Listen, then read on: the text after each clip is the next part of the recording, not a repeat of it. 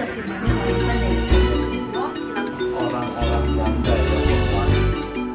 yang pernah menjadi kebanggaan. Dia tuh melakukan sebuah transaksi. Kita generasi yang bertanggung jawab. Filosofinya oke, sejarahnya pun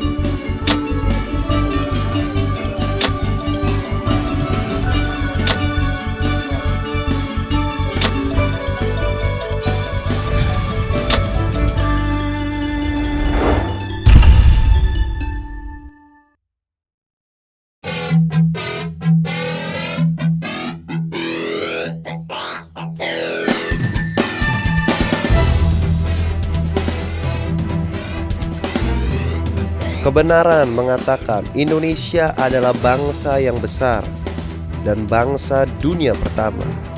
Indonesia mempunyai warisan sejarah yang mulia.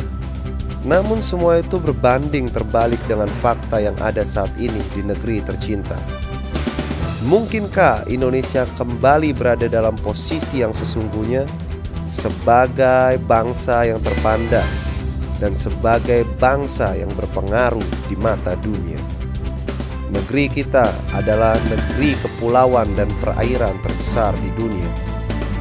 Pada masa yang lampau, di kepulauan-kepulauan tersebut berdiri kerajaan-kerajaan yang pernah berpengaruh dan terpandang di mata dunia. Sebut saja Sriwijaya, Majapahit, Singosari adalah sebagian kerajaan yang pernah menaklukkan bangsa-bangsa. Sebuah tim warisan negeri Indonesia akan mengungkapkan sebuah sejarah besar mengenai kerajaan-kerajaan tersebut. Fakta, filosofi, dan semangat di balik sejarah tersebut akan menyingkapkan bahwa negeri Indonesia adalah negeri dunia pertama.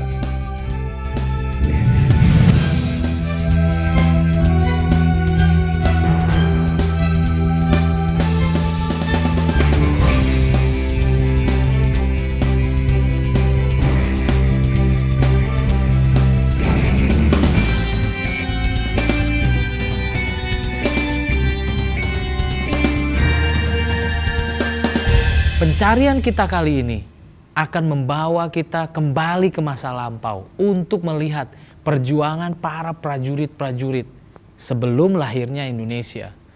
Nah, Museum Keprajuritan merupakan tempat yang tepat untuk kita menemukan warisan negeri Indonesia.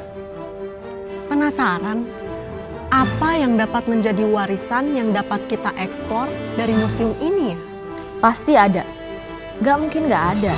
Sebuah warisan yang berharga dan bernilai pasti akan kita temukan. Hal ini sangat menarik karena dapat dikatakan generasi saat ini sudah melupakan sejarah mengenai prajurit-prajurit kerajaan yang saat itu mereka mempertaruhkan nyawanya, memberi dirinya untuk mempertahankan Nusantara dari penjajahan bangsa asing. Benteng kokoh yang berdiri di depan kami menggambarkan sebuah jiwa yang pantang menyerah daripada prajurit-prajurit kerajaan. Laksana perisai yang menghadang gempuran awan, berdiri teguh menghadapi setiap gelombang musuh yang datang. Melalui pintu ini, tim sedang memasuki masa di mana pertempuran berdarah terjadi di Kepulauan Nusantara. Museum Keprajuritan ini dibangun dalam bentuk benteng segi 5. Jadi setiap sudut bangunan mempunyai arti filosofis tersendiri, seperti benteng melambangkan pertahanan atau kekuatan pertahanan negara kita terhadap ancaman baik secara fisik maupun ideologi, sedangkan segi 5-nya melambangkan dasar negara kita yaitu Pancasila.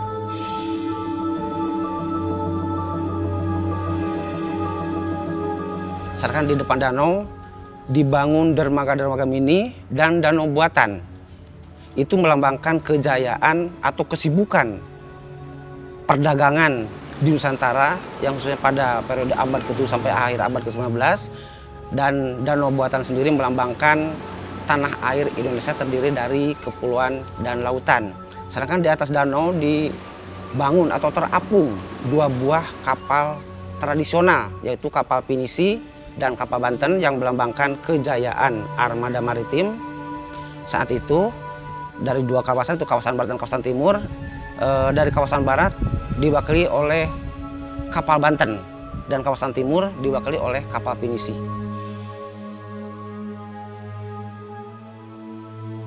Sedangkan di bagian dalam museum sendiri terdapat panggung tertutup yang dikelilingi oleh 23 patung pahlawan nasional.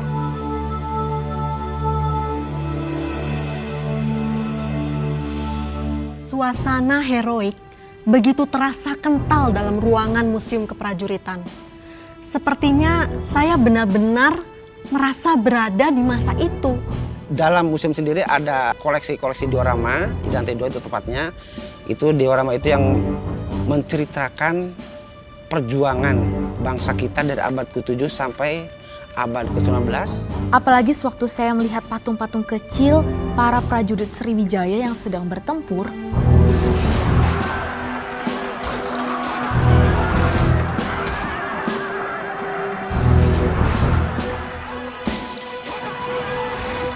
Pada waktu itu Sriwijaya menguasai jalur lalu lintas pelayaran dan perdagangan. Selain itu, dapat menindas pembajak dan pesaingnya. Serta ini yang menarik, dapat mendirikan pusat perdagangan internasional di pantai Sumatera.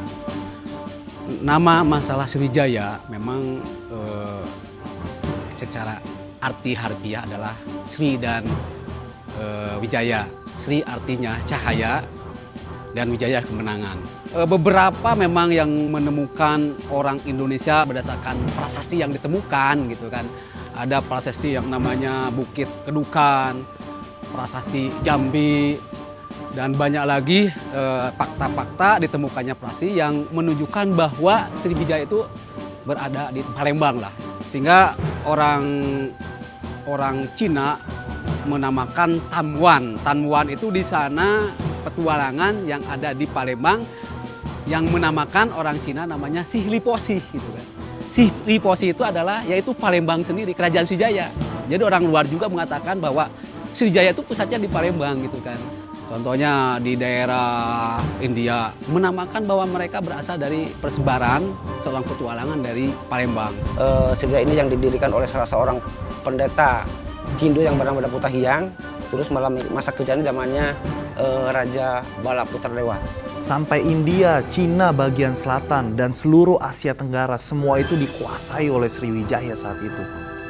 Sriwijaya merupakan salah satu kerajaan maritim yang sangat berharga bagi Nusantara. Sriwijaya itu dikatakan sebagai gemilang pertama Nusantara. Dibilang Nusantara kan wilayahnya luasnya lebih daripada Indonesia sekarang.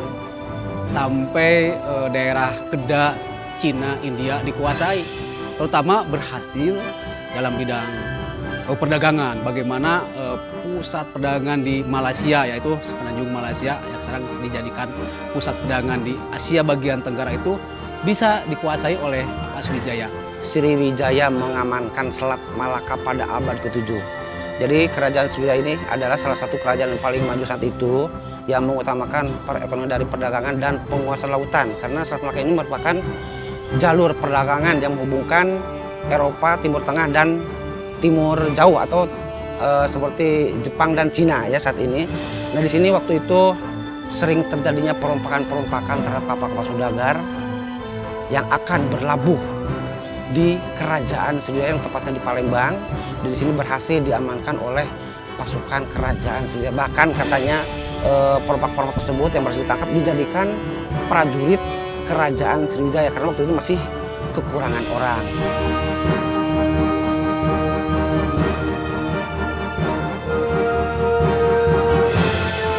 Kehebatan Sriwijaya sehingga dari abad ke-7 sampai abad ke-12 ya 5 abad dan kan bisa membawa Nusantara gemilang pertama. Tapi sampai kapan ya Sriwijaya tetap bertahan dan tetap berkuasa?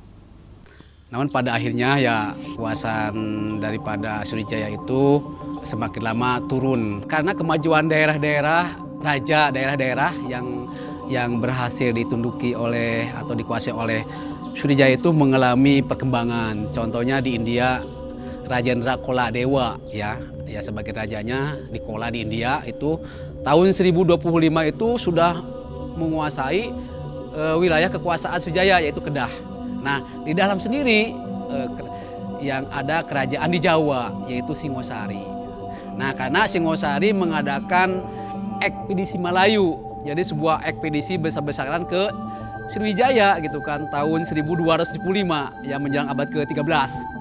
Nah, sehingga dengan ekspedisi Melayu itu membawa Sriwijaya mulai menurun dan ya lama-lama dikuasai dengan ekspedisi Melayu itu.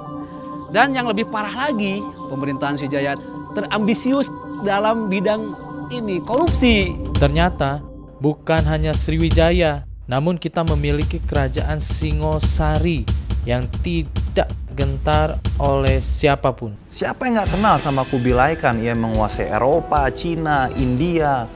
Namun niatnya dia untuk memasuki Nusantara itu dilecehkan oleh Kertanegara. Utusan yang dikirim oleh Kubilai Khan disuruh kembali pulang. Tanda bahwa Nusantara oleh Kertanegara tidak akan pernah takluk dengan Kubilai Khan. Kerajaan Singasari mengalami masa-masa kejayaan pada zaman Kertanegara menjadi raja.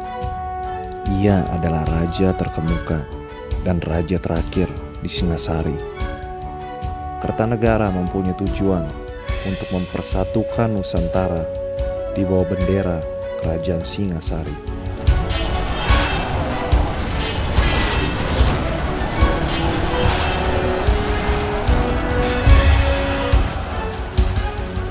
Pasukan Kubilai Khan datang untuk menghancurkan Kertanegara. Tapi oleh Raden Wijaya, mereka semua dibunuh. Ribuan pasukan Kubilai Khan gugur dalam medan pertempuran. Pada tahun 1289, pada zaman Kubilai Khan memerintah atas bangsa-bangsa, ia mengutus utusannya ke kerajaan Singasari agar kerajaan Singasari tunduk kepada Kubilai Khan. Namun Kertanegara berdiri teguh, bahkan mencederai utusan Kubilai Khan dan menyuruhnya untuk kembali dan mengatakan pada Kubilai Khan bahwa Singasari tidak akan pernah tunduk kepada Kubilai Khan. Dari hal tersebut menunjukkan Kertanegara tidak takut dengan Kubilai Khan serta menunjukkan kebesaran Singasari yang berada di Nusantara. Pada tahun 1292, Jayakatwang dari Kediri memberontak. Pasukan Kediri berhasil menghancurkan keraton Singasari dan Kertanegara pun terbunuh. Raden Wijaya menantu Kertanegara dengan bantuan Bupati Madura, Arya Wiraraja, menyatakan tunduk kepada Kediri dan meminta agar diizinkan tinggal ditarik di suatu daerah di tepi Kali Brantas. Kaisar Cina yang merasa dihina mengirimkan armada perang dipimpin oleh Laksamana Cepi untuk menghukum Kertanegara. Kehadiran pasukan Kubilai Khan dimanfaatkan oleh Raden Wijaya yang menyatakan bersedia menyampaikan upeti kepada Kubilai Khan asal Laksamana Cepi membantu memerangi Raja Kediri. Pasukan Kubilai Khan akhirnya menaklukkan Kediri dan menawan Raja Jayakatwang. Pada saat Raden Wijaya melihat pasukan Kubilai Khan mengalami kelelahan, ia pun menyusun kekuatan dan menghadang tentara Kubilai Khan, sehingga 3.000 orang tentaranya pun tewas di medan pertempuran. Dan Raden Wijaya pun akhirnya mengalami kemenangan yang besar.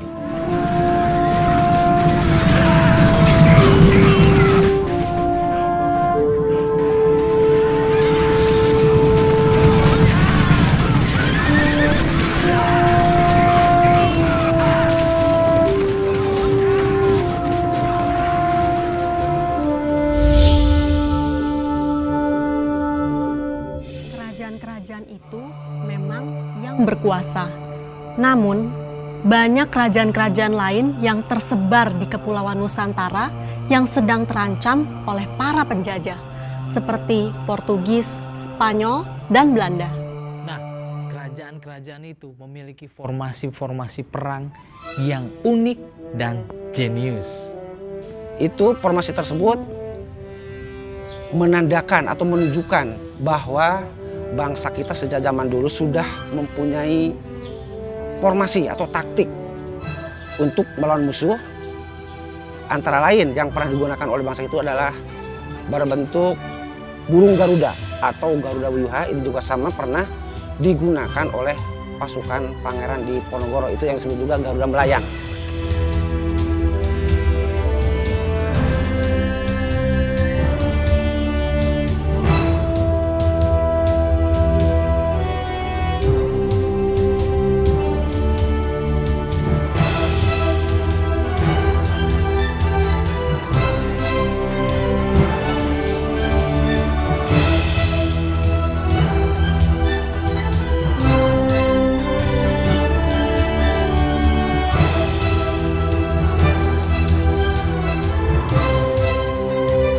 Tapi kita juga punya yang namanya formasi perang capit udang. Capit udang, kalau bahasa Sangsakerta itu adalah Makara Wiyuha.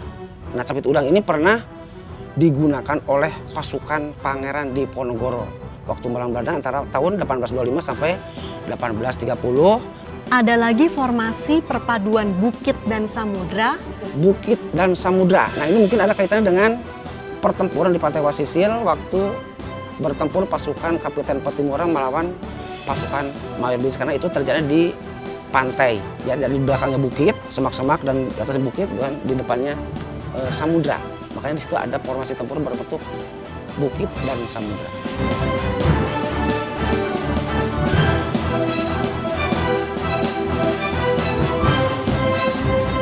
Setiap formasi-formasi perang yang ada lahir karena adanya tokoh-tokoh kegerakan yang mulai bangkit untuk mengusir para penjajah. Generasi saat ini harus tahu siapa dan bagaimana perjuangan daripada seorang pangeran di Ponorogo.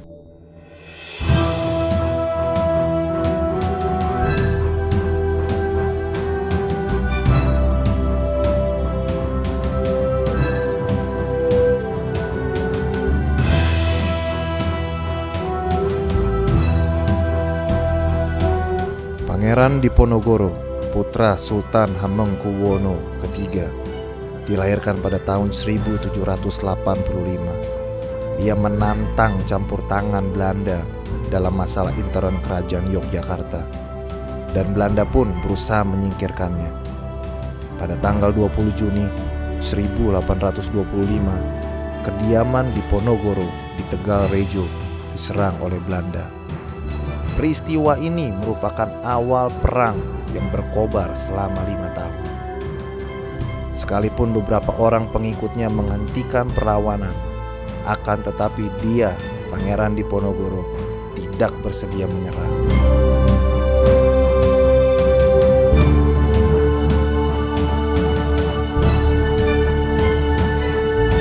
Pangeran Diponegoro dan pasukannya berkumpul di Goa Selarong.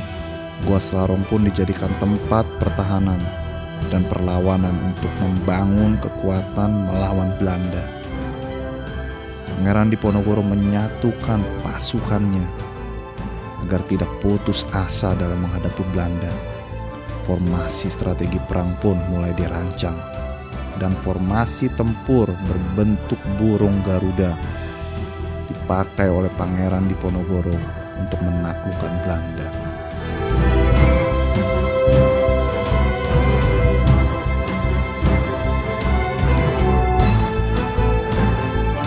Namun pada bulan Maret 1830, Diponegoro diundang ke Magelang untuk berunding dengan Belanda. Di sanalah ia terperangkap dan ditangkap oleh Belanda. Kemudian ia dihukum dan dibuang ke Manado dan berakhir di Makassar. Pangeran Diponegoro meninggal dunia pada tanggal 8 Januari 1855 di ujung Pandang, Makassar. Ia mempunyai semangat yang pantang menyerah untuk mempertahankan Nusantara. Ia tidak menyerah dengan keadaan yang ada, namun terus bergerak mengikuti kobaran semangatnya yang tidak pernah padam sampai akhir hidupnya.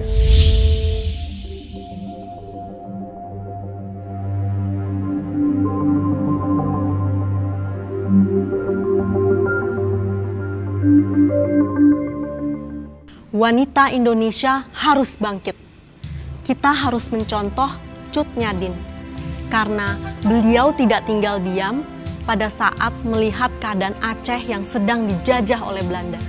Sebagai wanita, kita harus memainkan fungsi kita secara tepat. Kembangkan kapasitas, bakat, dan juga ketajaman cara berpikir kita. Bukan waktunya untuk kita berdiam diri dan tidak memainkan fungsi kita. Cut Nyak Dien adalah salah satu wanita yang memainkan fungsinya.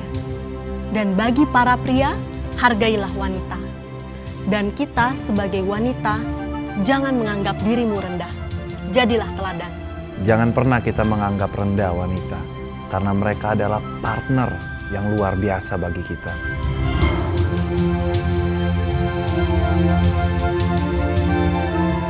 Cut Nyak Dien dilahirkan pada tahun 1850. Ia adalah seorang wanita yang tangguh, yang tidak takut mati demi menyelamatkan rakyat dan tanah airnya. Tuku Umar yang menjadi suaminya wafat di medan pertempuran. Namun Cut Nyak Dien terus melanjutkan perjuangan di pedalaman Melabu, Aceh Barat untuk mengusir penjajah. Walaupun posisinya sudah terjepit, ia tetap menolak untuk berdamai dengan Belanda. Pada bulan November 1905, ia tertangkap karena pengkhianatan yang dilakukan oleh ajudannya. Ia pun dibuang ke Sumedang, Jawa Barat, dan meninggal pada tahun 1908. Dari salah satu sumber informasi yang kami dapatkan, Cut Nyak Dien adalah wanita yang kaya raya sejak kecilnya, karena ayahnya adalah penguasa daerah Enam Mukim yang sangat makmur. Dan ia adalah seorang wanita yang sangat cantik parasnya. Walaupun dari keluarga yang berada, Cut Nyak Dien bukanlah wanita yang manja. Dia cepat kaki, ringan tangan, dan tidak pernah mau duduk bermalas-malasan. Tingkah lakunya sangat baik dan tidak sombong. Dalam tubuh Cut Nyak Dien mengalir darah pejuang. Jiwanya tumbuh dengan kokoh dan keteguhan hatinya sangat nyata. Dia bukanlah wanita yang tinggal diam dan menikmati hidup saat melihat Aceh ingin dijajah. Dia mati dari dirinya sendiri dan meninggalkan daerah kenyamanannya untuk berjuang demi kepentingan Nusantara.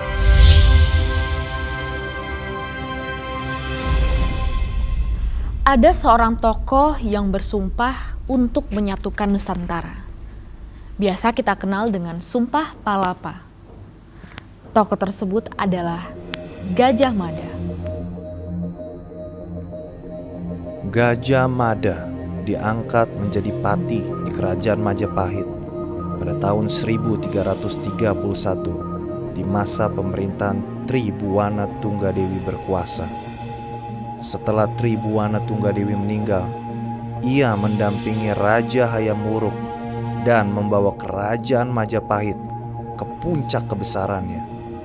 Ya, dalam Majapahit untuk mengungkap tentang fakta sejarah ada salah satu di suatu tempat namanya situs Troulan. Banyak peninggalan kebesaran daripada Kerajaan Majapahit. Di sana ditemukan beberapa sistem pemerintahan menandakan bahwa bagaimana kebesaran Kerajaan Majapahit.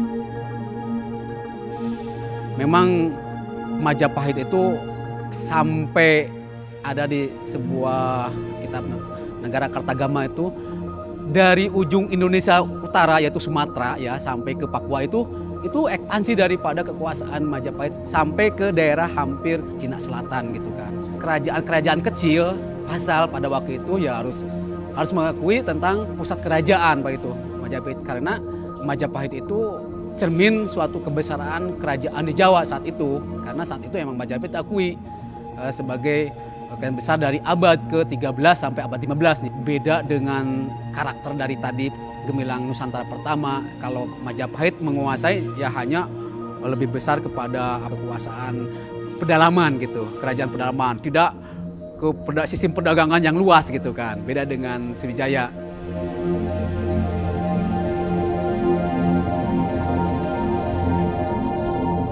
Konon simbol-simbol negara Indonesia berasal dari filosofi Kerajaan Majapahit mengenai persatuan dan kesatuan tanpa mengenal perbedaan. Berasal dari filosofi yang telah dihidupi di masa-masa kerajaan Majapahit. Dia benar gitu kan itu. Kita budaya kita, asli kita, warisan kita, nenek moyang kita itu masalah kata-kata yang dikeluarkan oleh Utaturan dalam kitab Sutasomanya itu. Gitu. Kalau cikal bakal itu udah nilai-nilai tadi kan, nilai-nilai filosofis budaya sudah ada saat itu.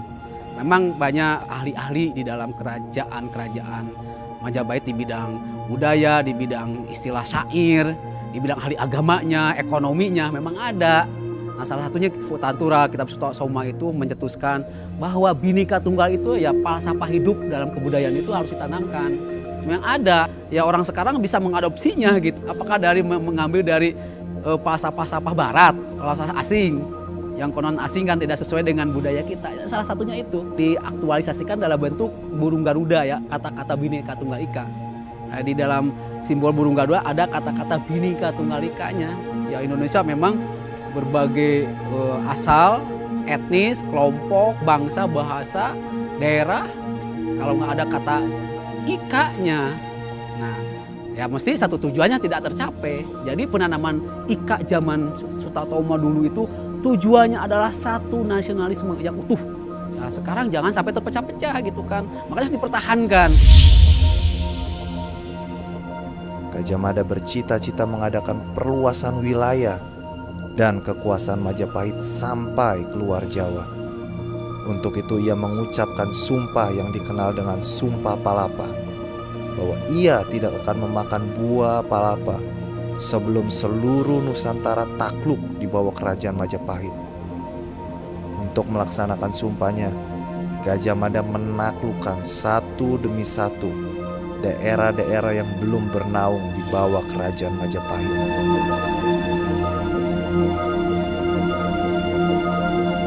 Gajah Mada melakukan sumpah ya, udah kekuatan spiritual, membangkitkan moral. Jadi dengan nama Sumpah Palapa. Sumpah Palapa.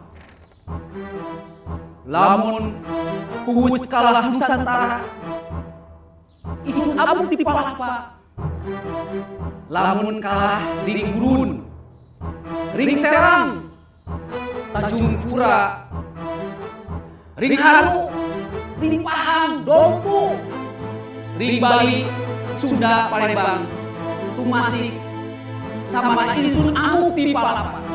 Aku baru akan berhenti berkuasa makan palapa jika seluruh Nusantara tunduk di bawah kekuasaan kerajaan.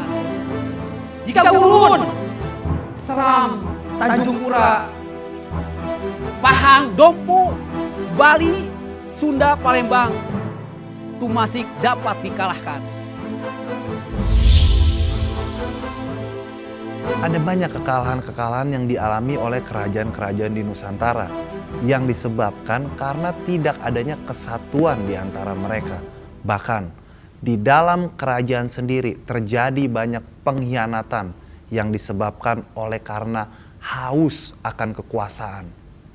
Ambisi dan kepentingan pribadi mengkontaminasi dan mencegah Nusantara untuk bersatu dan melawan penjajah secara bersama.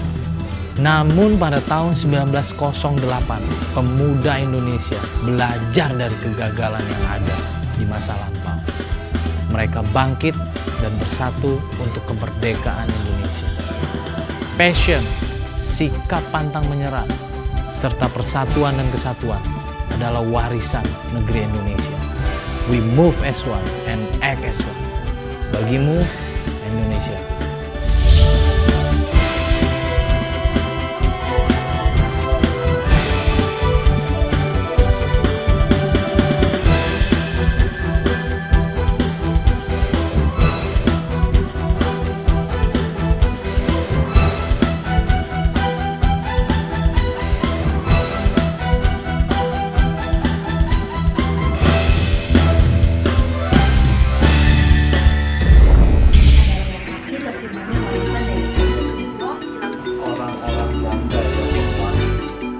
Yang pernah menjadi kebanggaan.